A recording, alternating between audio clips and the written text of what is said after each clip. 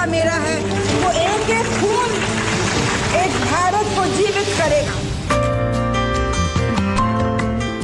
इलाहाबाद के इसी स्वराज भवन में हुआ था इंदिरा का जन्म। बैरिस्टर मोतीलाल नेहरू के घर पोती आई थी। दादाजी ने नाम दिया इंदिरा। जब पिता जवाहरलाल नेहरू ने बेटी का प्यारा मुखड़ा देखा तो उसका नाम प्रियदर्शनी रख दिया। पूरा नाम हो गया इंदिरा प्रियदर्शनी।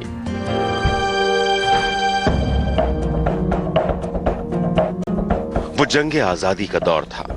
इंदिरा के जन्म के 3 साल बाद पंडित जवाहरलाल नेहरू महात्मा गांधी से जुड़े और आजादी की लड़ाई में कूद पड़े।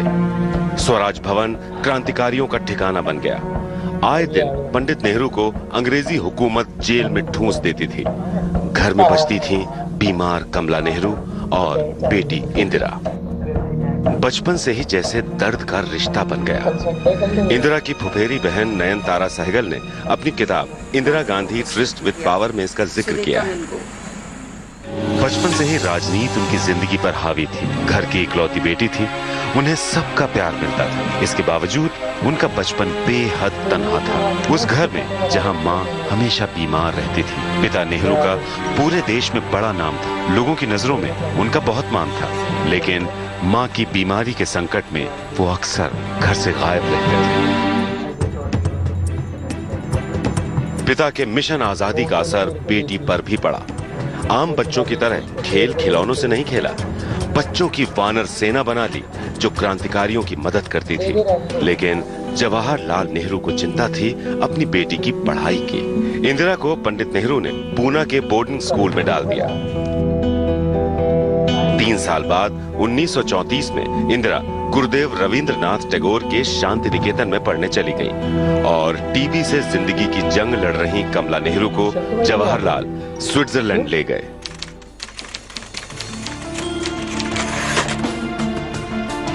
अट्ठाईस फरवरी 1936 को कमला नेहरू जिंदगी की जंग हार गईं। इंदिरा आखिरी वक्त में मां की सूरत तक नहीं देख पाई। इंदिरा रेगिस्तान में पड़ी मछली की तरह छटपटाती रही, लेकिन जिंदगी के इन्हीं अनुभवों ने उन्हें मजबूत भी बनाया। 1937 में इंदिरा आगे की पढ़ाई के लिए ऑक्सफोर्ड के समरविले कॉलेज चली गईं। पिता और बेटी की बातचीत अब चिट्ठियों के जरिए होने लगी। पिता की चिट्ठियों से न सिर्फ इंदिरा ने भारत के बारे में बहुत कुछ जाना, बल्कि इन चिट्ठियों ने तन से दुबली पतली इंदिरा को भीतर से इस्पात की तरह मजबूत बनाया। 1941 में इंदिरा ऑक्सफोर्ड से अपनी पढ़ाई खत्म करके हिंदुस्तान लौट आईं। बेटी के साथ आ जाने से नेहरू खुशी से फूले नहीं समा रहे थे, लेकिन इंदिरा ने कुछ ऐसा कहा जिसे सुनकर नेहरू के होश फाख्ता हो गए। जिस युवा पारसी क्रांतिकारी फिरोज गांधी ने कमला नेहरू की सेवा की थी, जो Feroze London School of Economics की पढ़ाई छोड़कर आजादी की जंग में कूद पड़े थे, इंदिरा ने उन्हीं फिरोज गांधी से शादी करने की ठान ली थी। इंदिरा और फिरोज का ये प्यार लंदन में परवान चढ़ा था। फिरोज की हिम्मत नहीं हो रही थी कि नेहरू से इंदिरा का हाथ मांगे, लिहाजा इंदिरा ने पिता से बात की। इंदिरा के इरादे पर नेहरू भड़क गए। फिर जो उन्होंने आके नेहरू को कहा कि मैं इनसे शादी करना चाहती हूँ, तो काफी हंगामा देश में हो गया। देश में क्योंकि ये तो ब्राह्मण और वहाँ पारसी। बहुत समझाने पर उन्होंने कहा अगर महात्मा गांधी राजी हो जाएं तो उन्हें एतराज नहीं होगा। इंदिरा ने इस शादी के लिए महात्मा गांधी से भी बात की। गांधी जी पहले तो बिल्कुल राजी नहीं हुए, लेकिन बहुत समझाने पर मान गए। और वो चाहते थे कि इतनी जल्दी वो नहीं तय कर लें कि फिरोज से शादी करनी है, पर गांधी जी ने भी यही बताया उनको, पर वो नहीं ठहरना चाह रही थी। आखिरकार 26 मार्च 1942 को इंदिरा और फिरोज की शादी हो गई। शादी के बाद दोनों हनीमून के लिए कश्मीर चले गए, लेकिन जब लौटे तो अंग्रेजी हुकूमत ने पति पत्नी को गिरफ्तार करके नैनी जेल में डाल दिया। 13 महीने तक इंदिरा और फिरोज जेल में रहे। 20 अगस्त 1944 को इंदिरा का परिवार बड़ा हुआ। इस दिन राजीव गांधी का जन्म हुआ था। 2 साल बाद 14 दिसंबर 1946 को संजय के जन्म के साथ ही परिवार पूरा हो गया। पंडित नेहरू के लिए तो राजीव और संजय के रूप में जैसे दो खिलौने मिल गए। संजय थोड़े शरारती थे तो राजीव आम बच्चों से बिल्कुल अलग। बिल्कुल छोटा बेबी था तो महीने भर तो रात और दिन रोया, और इत्तेफाक से मैं अपनी बुआ के संग ठहरी थी तो उन लोगों ने देखभाल की, मुझे परेशानी नहीं हुई। लेकिन मैं ज़रूर घबराई कि अब इलाहाबाद वापस ले जाऊंगी, अगर इसी तरह से रोएगा तो क्या होगा। लेकिन उसने रेल में ही बंद कर दिया और उसके बाद ज़रा भी तंग नहीं किया।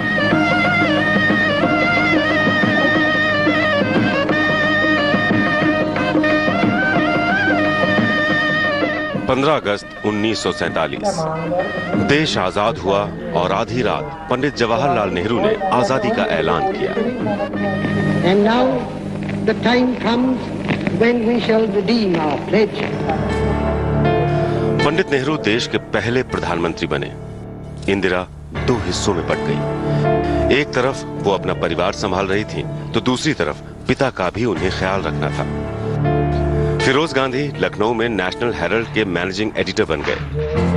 इंदिरा भी लखनऊ आ गई। इंदिरा का दिल्ली आना जाना बना रहा। इसको लेकर इंदिरा और फिरोज के रिश्तों में कड़वाहट बढ़ने लगी। शादी के बाद कुछ मुश्किलें शुरू हुई क्योंकि वो अलग रहते थे। अलग रहना पड़ा क्योंकि इंदिरा जी अपने पिताजी के साथ थी दिल्ली में। फिरोज गांधी उन दिनों में लखनऊ में थे, नेशनल हेरल्ड पर काम कर रहे थे, तो उसमें जरा टेंशन उठे। 1952 के लोकसभा चुनाव में पंडित नेहरू ने फिरोज गांधी को रायबरेली से टिकट दे दिया और फिरोज जीत भी गए। नेहरू चाहते थे कि फिरोज और इंदिरा उन्हीं के साथ रहें, लेकिन फिरोज बहुत स्वाभिमानी थे। वो घर जमाई बनने के लिए राजी नहीं थे। त्रिमूर्ति भवन में वो ज्यादा दिनों तक ठहरे नहीं। इंदिरा अब सक्रिय राजनीति में भी उतर चुकी थी। 1959 में वो पहली बार चुनाव लड़कर कांग्रेस की अध्यक्ष बनी थी। इंदिरा के लिए ये अग्नि परीक्षा का दौर था। पति उनसे दूर जा चुके थे। अपनी ही पार्टी की सरकार को वो संसद में बार बार कटघरे में खड़ा कर दे रहे थे। घर के झगड़ों का असर बाहर भी दिखने लगा था। पति से रिश्ते सुधारने के लिए इंदिरा उन्हें लेकर कश्मीर गईं। जब पति पत्नी कश्मीर से लौटे तो लगा कि जिंदगी पटरी पर आ गई है, लेकिन इंदिरा की किस्मत में सब कुछ सही रहना कहां लिखा था। 8 सितंबर 1960 को फिरोज गांधी को तीसरी बार दिल का दौरा पड़ा और सिर्फ 43 साल की उम्र में फिरोज का निधन हो गया। 41 साल की उम्र में इंदिरा का सुहाग उजड़ गया। इंदिरा के पास विलाप का वक्त नहीं था। अपने पिता और 2 बच्चों की जिम्मेदारी उन पर थी। 27 मई 1964 को पंडित जवाहरलाल नेहरू का निधन हो गया। पिता के निधन ने इंदिरा को जैसे पत्थर बना दिया। वो गहरे सदमे में थी। नए प्रधानमंत्री बने लाल बहादुर शास्त्री ने उन्हें समझाया और अपनी कैबिनेट में इंदिरा को सूचना प्रसारण मंत्री बनाया। 11 जनवरी 1966 को लाल बहादुर शास्त्री का निधन हो गया। गुलजारी लाल नंदा कार्यवाहक प्रधानमंत्री बने, लेकिन उस वक्त के कांग्रेस अध्यक्ष के कामराज ने पार्टी में विरोध के बावजूद इंदिरा का नाम प्रधानमंत्री पद के लिए आगे कर दिया। 24 जनवरी 1966 को इंदिरा देश की पहली महिला प्रधानमंत्री बनी। इंदिरा गांधी जब प्रधानमंत्री बनी थी तो पार्टी के नेता मोरारजी देसाई ने उन्हें गूंगी गुड़िया कहा था, लेकिन इंदिरा ने जब देश की कमान संभाली तो उन्होंने दिखा दिया कि वो किस मिट्टी की बनी है।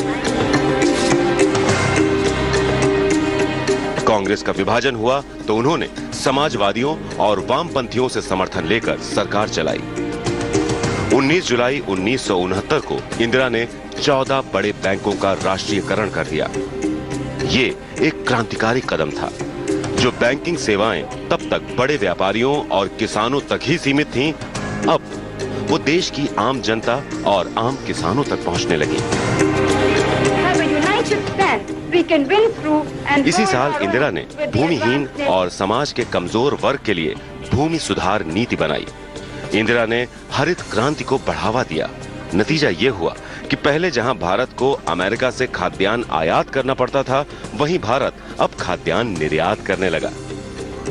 1971 के चुनावों में इंदिरा ने अपनी राजनीतिक हैसियत भी बढ़ाई। उन्होंने गरीबी हटाओ का नारा दिया। 1967 में कांग्रेस ने जहां सिर्फ 297 सीट जीती थी, वहीं 1971 में कांग्रेस आई ने 352 सीटों पर जीत दर्ज की। इंदिरा अब कामयाबी के शिखर पर थी। साल था 1971। पूर्वी पाकिस्तान में पाकिस्तानी सेना ने अत्याचार की हद कर रखी थी। पाकिस्तान के सैनिक तानाशाह याहिया खान ने 25 मार्च 1971 को पूर्वी पाकिस्तान की जनभावनाओं को सैनिक ताकत से कुचलने का आदेश दे दिया था। इसके बाद शेख मुजीब गिरफ्तार कर लिए गए। पूर्वी पाकिस्तान से शरणार्थी भारत आने लगे। पाकिस्तान की नापाक हरकतें बढ़ती जा रही थीं। 3 दिसंबर 1971 को इंदिरा कोलकाता में एक जनसभा कर रही थी। उसी दिन शाम को पाकिस्तानी वायुसेना के विमानों ने भारतीय वायुसेना पार करके पठानकोट, श्रीनगर, अमृतसर, जोधपुर और आगरा के सैनिक हवाई अड्डों पर बमबारी कर दी। इंदिरा ने ठान लिया कि पाक को सबक सिखाना है। भारतीय सेना ने पाक को करारा जवाब दिया। 16 दिसंबर को हमारी सेना ने पाकिस्तान के 93,000 सैनिकों को बंदी बना लिया।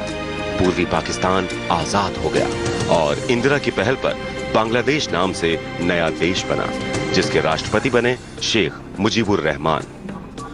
इंदिरा की इस जीत पर विपक्ष के नेता अटल बिहारी वाजपेयी ने उन्हें दुर्गा का अवतार तक कह डाला। इंदिरा ने दुनिया को बता दिया कि कोई उन्हें कमजोर ना समझे। अमेरिका को सबक सिखाते हुए इंदिरा ने रूस की तरफ दोस्ती का हाथ बढ़ा दिया। इंदिरा भारत को एक नई महाशक्ति बनाने में लगी हुई थी। 18 मई 1974 को इंदिरा ने पोखरण में परमाणु परीक्षण करवाकर पूरी दुनिया को अपनी ताकत की धमक दिखाई।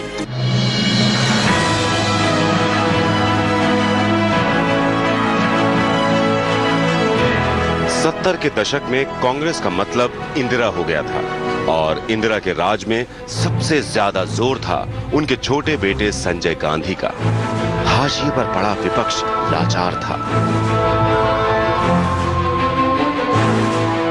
कांग्रेस राज में बढ़ती अराजकता के खिलाफ जयप्रकाश नारायण ने बिहार के छात्रों को साथ लेकर एक नई जंग की शुरुआत कर दी थी।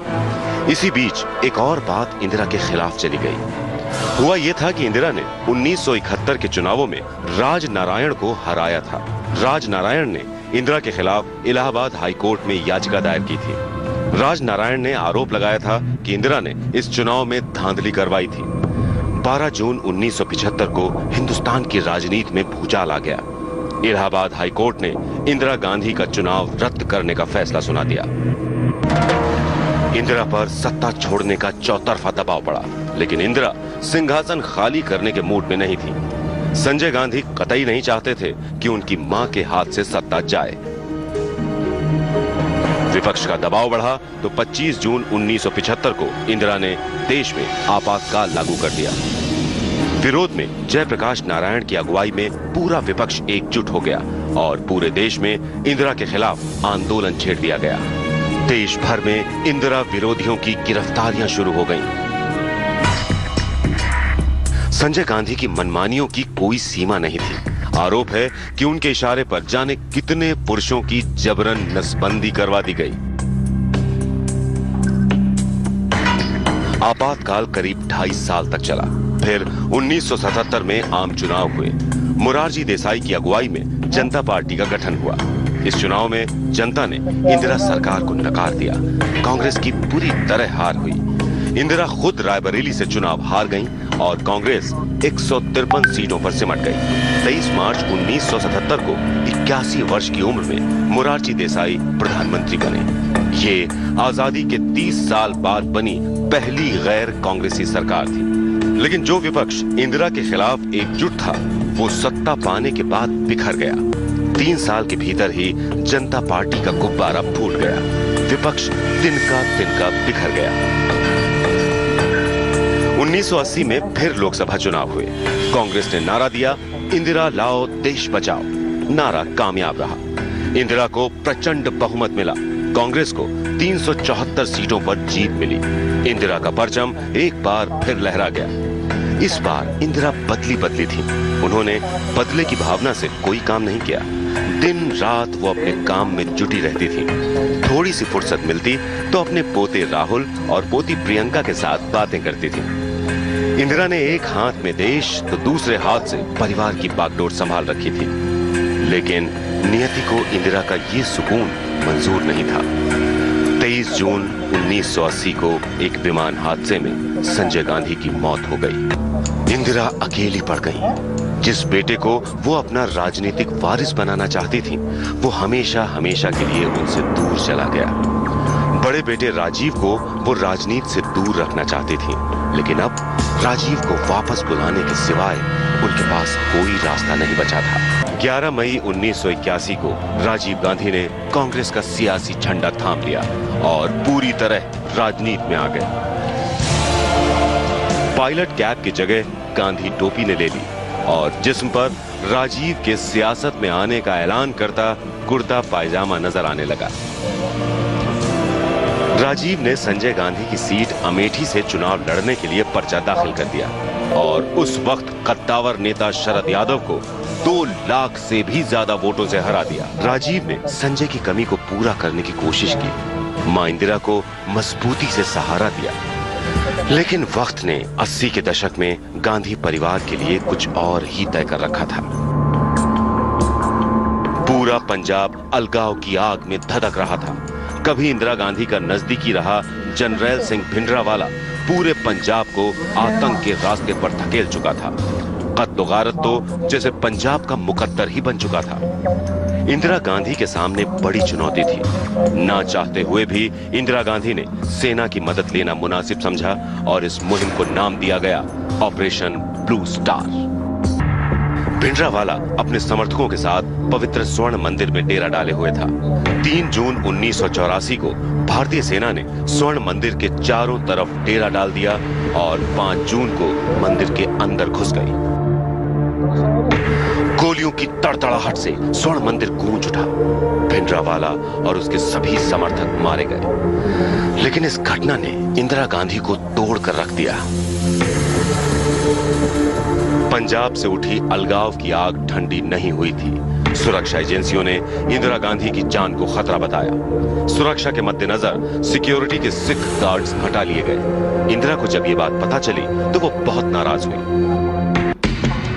इंदिरा की सुरक्षा में लगे सिख गार्ड्स फिर ड्यूटी पर लौट आए, लेकिन इंदिरा गांधी का मन कुछ बेचैन रहने लगा था। वो अपने भाषणों में अपनी मौत का जिक्र करने लगी थी। हमारी चिंता हम सबको करनी है और ये उत्तरदायित्व कोई मेरा नहीं है। मैं आज यहाँ हो सकती हूँ, कल नहीं हो सकती हूँ, लेकिन ये प्रत्येक भारत के नागरिक का उत्तरदायित्व है। मुझे चिंता नहीं है कि मैं जीवित रहूं या नहीं रहूं। मेरी लंबी उम्र रही है और मैं ये इस पर मुझे अगर गौरव किसी चीज पर है तो इस पे है कि सारा जीवन मेरा सेवा में गया, केवल इस पे गौरव है और किसी चीज पे नहीं। और जब तक मुझमें सांस है तब तक सेवा ही में जाएगा, और जब मेरी जान जाएगी तो मैं कह सकती हूँ कि एक एक खून का खतरा जितना मेरा है, वो एक एक खून एक भारत को जीवित करेगा। इंदिरा गांधी ने यह भाषण अपनी मौत से ठीक एक दिन पहले भुवनेश्वर में दिया। किसे पता था इंदिरा अपनी मौत की भविष्यवाणी कर रही हैं। इस भाषण के अगले ही दिन 31 अक्टूबर 1984 को इंदिरा गांधी आर के धवन को कुछ खास निर्देश देकर आगे बढ़ गईं। बीबीसी का एक रिपोर्टर उनका इंटरव्यू के लिए इंतजार कर रहा था।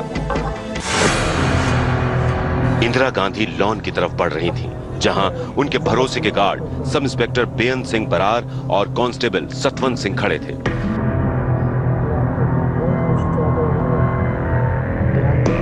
इंदिरा गांधी या उनके साथ चल रहे लोग कुछ समझ पाते उससे पहले ही बेअंत सिंह ने इंदिरा गांधी पर रिवॉल्वर से गोली चला दी और सतवंत ने पूरी मशीन गन इंदिरा गांधी पर खाली कर दी। लहू लुहान इंदिरा जमीन पर गिर पड़ी। जैसे ही ये खबर लोगों को लगी, पूरे देश में हाहाकार मच गया।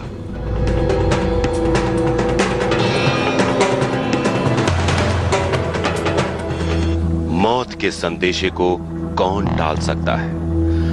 तन से प्राण का पंछी उड़ चुका था। इंदिरा अनंत में समा गई।